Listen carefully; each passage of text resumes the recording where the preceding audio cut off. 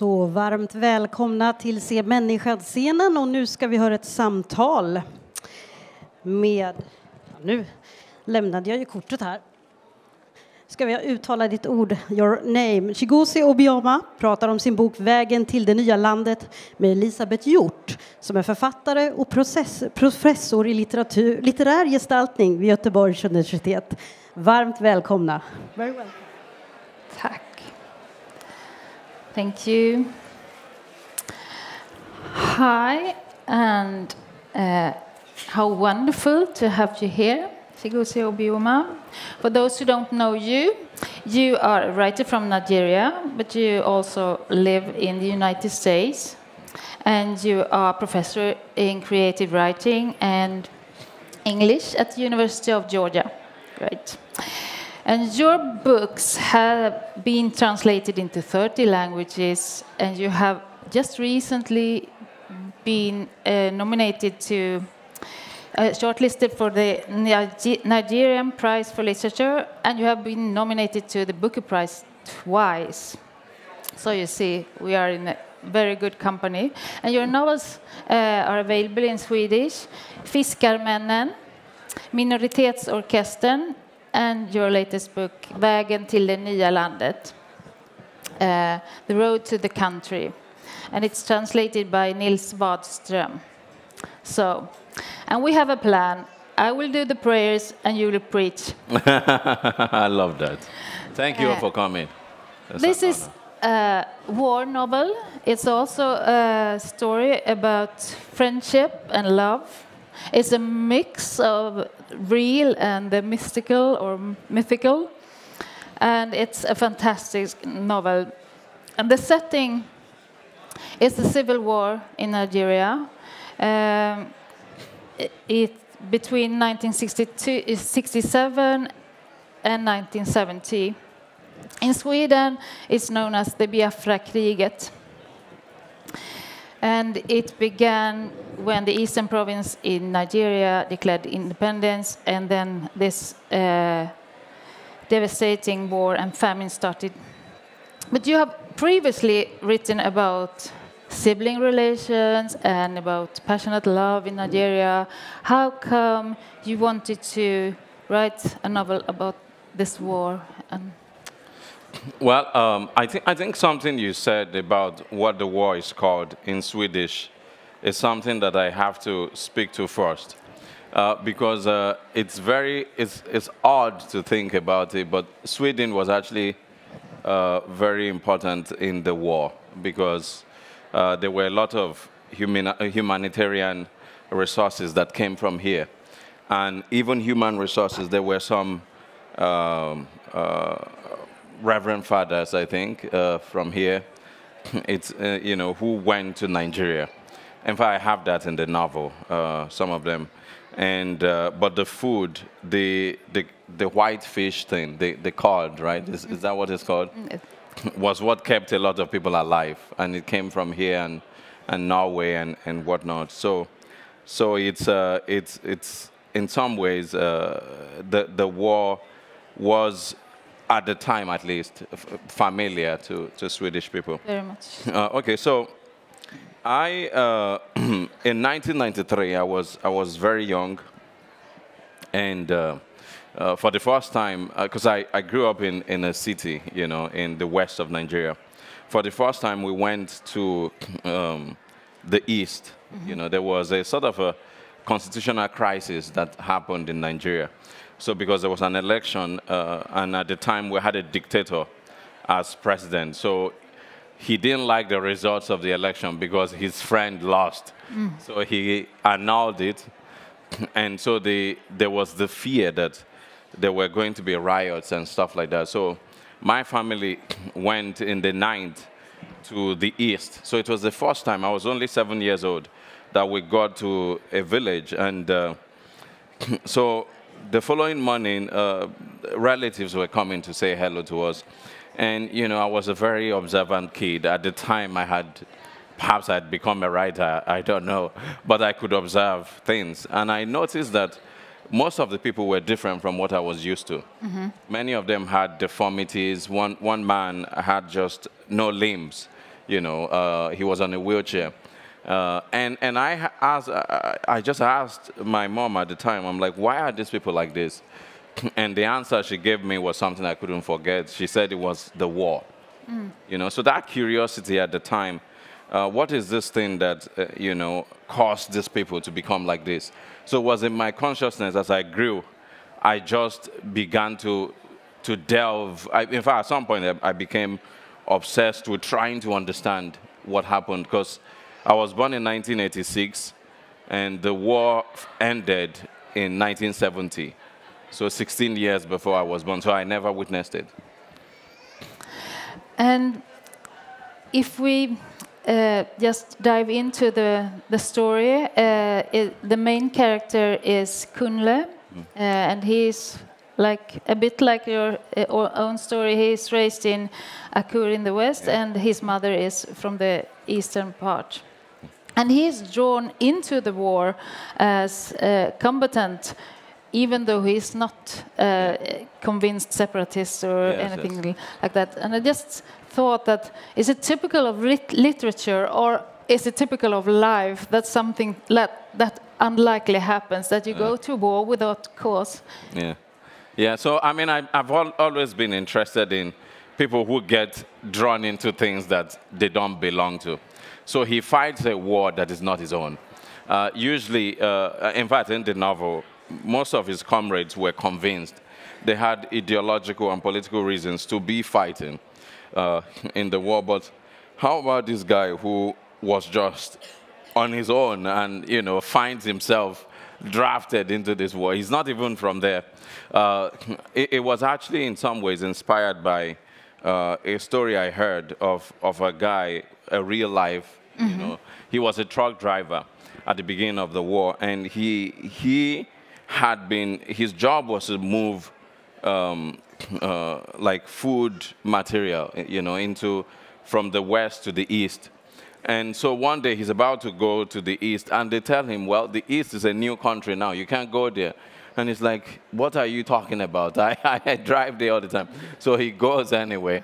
He's arrested, just like my character in the novel, and he has to fight, even though he's Yoruba from the west, but he has to fight for the Biafra. So there's stories like that I just found very fascinating. And, you know, it also makes him sort of a detribalized character.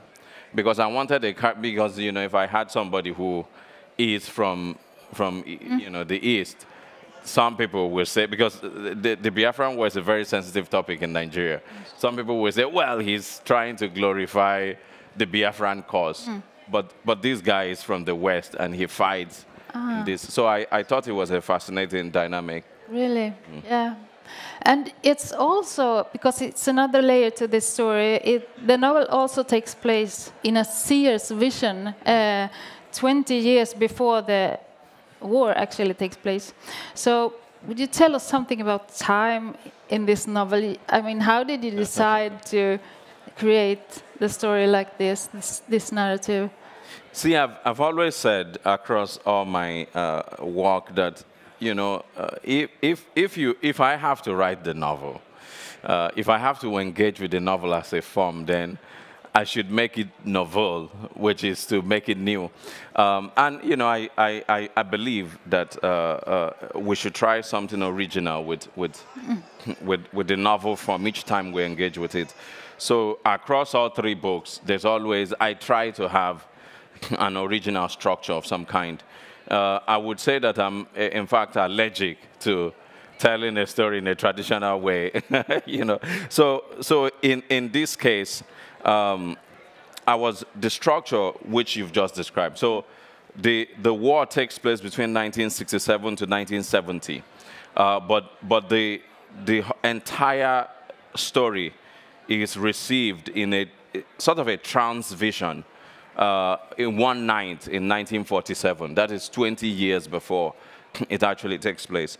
So, so this seer goes into a vision, and that spans about 8 hours, so that by the end of the novel, the war has ended, and he goes back to his house and he's still back in 1947. Nigeria is not even an independent country at the time. So, you know, so the whole thing then becomes like a closed book. So even though Biafra is a historical reality, by the time the novel ends, it's as if it hasn't yet happened, as if it's something in the future. So in that sense, you know, I play with time. So in this novel, at least, I think that the future is the present. Yeah. And sometimes the present is the past. So, you know, that kind of manipulation of time, but also of perspective and all of that is, for me, very interesting. Yeah, maybe we can come back to this, because there's something like prophetic also in the end. But if behind the conflicts, it's also conflicts between Muslim and Christian Nigeria, but there is another religious reality, and this history has its own cosmology, you could say. It's like the spiritual soil from somewhere else. Do you want to say something about that? More of a more traditional religion, maybe, or? Okay, so the presence of the mystical, yeah, in my work.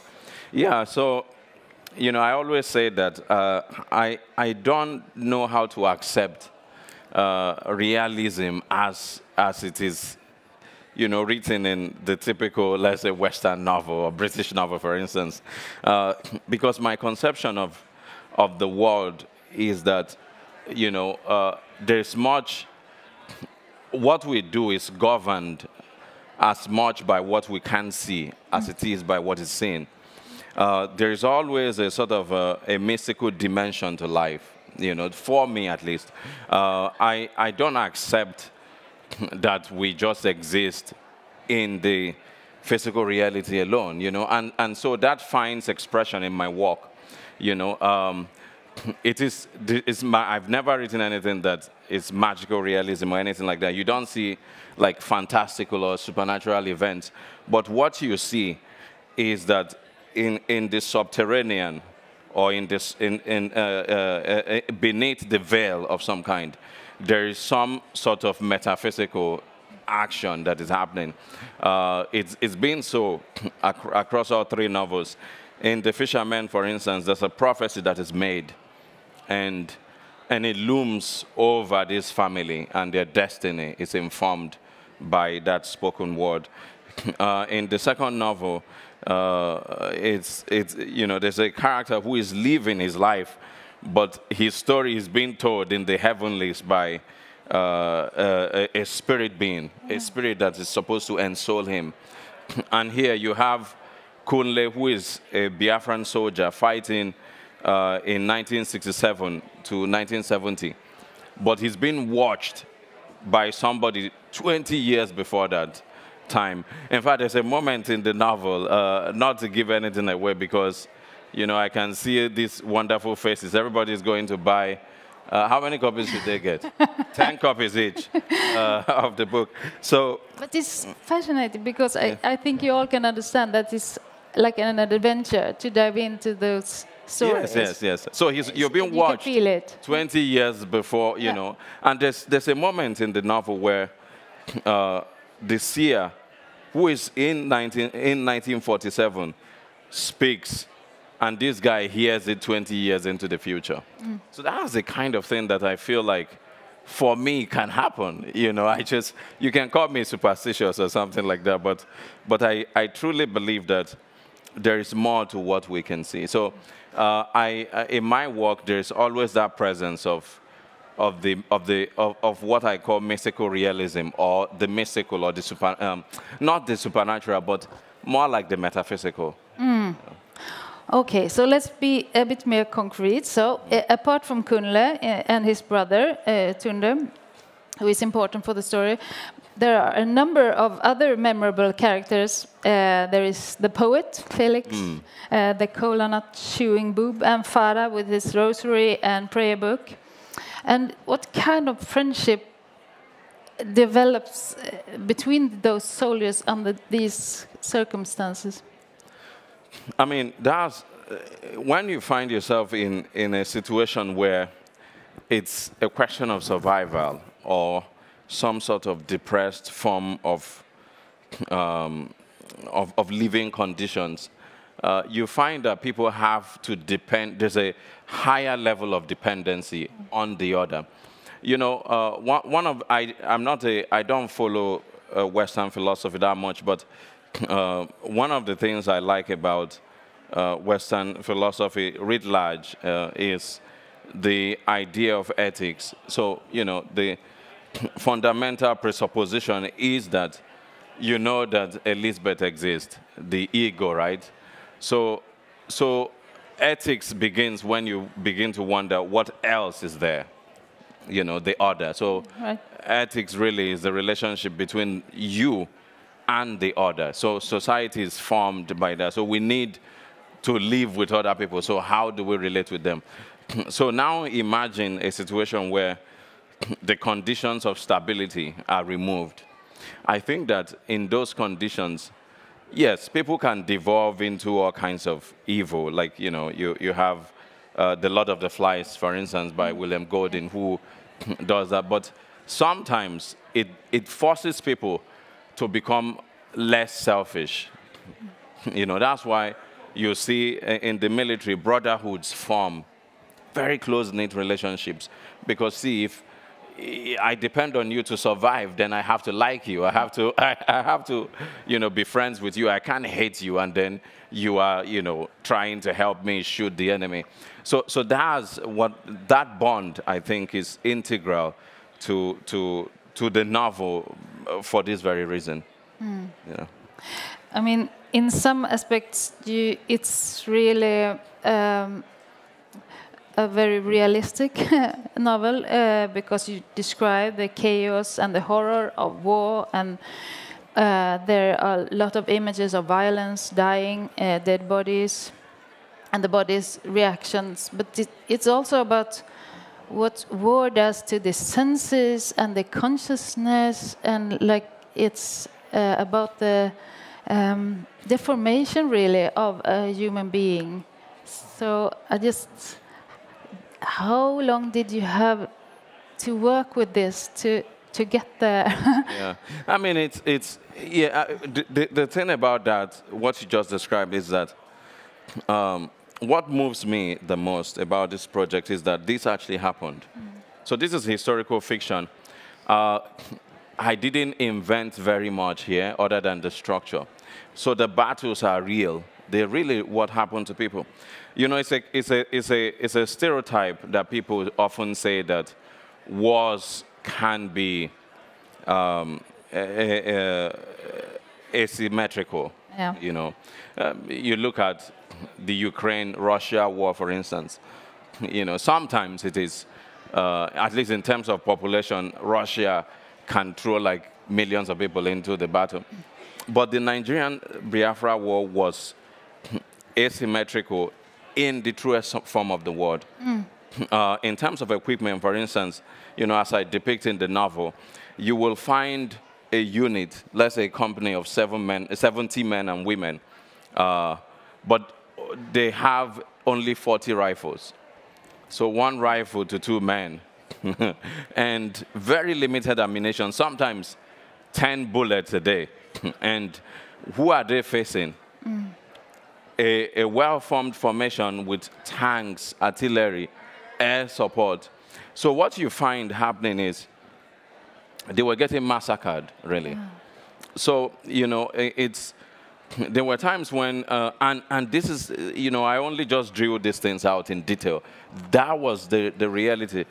So sometimes it was difficult for me to write certain scenes and think that this is what people went through. And it's also, right, sorry, but it's not gone. I mean, this is something that actually happens right now. I think that, I mean, we have this situation with children dying of starvation. I think that's what's the... Yes, everyone. That was that too, yes. The starvation in Biafra, right before our eyes, the world's eyes. And today we have a starvation being used as a weapon in the genocide in Gaza. Yeah. Once again, we are faced with this responsibility or ethics. And what do you think? This will be the last question, but what do you think is the significance of literature in such a situation? Yes, I mean, see, literature shows you what, to me, is an expression of, especially in a situation like this, of what is rather than what ought to be. You know, in that case, it doesn't open itself to debate the way that an essay or a nonfiction would. I will give you an example of what I mean.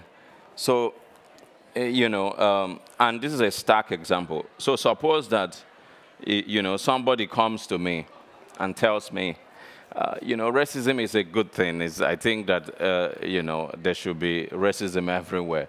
Well, you know, there's an opinion. He can actually make his case and convince some people. But then, if you present that person with a book, you don't even have to have any sort of agenda. But you present the person with a book, for instance, where, you know, the story of a young girl in the 60s in America, or 40s, who is surrounded by an ecosystem where the paradigm of beauty is that somebody who has blue eyes, for instance, Toni Morrison. she grows up believing that she is ugly for the fact that she doesn't have blue eyes. So that descends her into a sort of a madness, you know, and destroys her. So if you give somebody that book, and you know, you don't need to debate because you've presented them with a sort of a reality. Yes, it's fictional, but that's what it is. It's an expression of the possibility of lived experience on the page. I think that is stronger than any sort of debate. So in that case, you know, books like this, I think, should be a sort of a deterrence. You know, there are some people in Nigeria, for instance, young men, you know, who will be like, you know, each time they think that there's some injustice in society, oh, maybe we should split Nigeria, maybe we should have another war, because they don't know what war actually means, you know. I would love to continue this conversation, at least for an hour, but we have to stop here, and thank you so much for coming. Thank you for listening.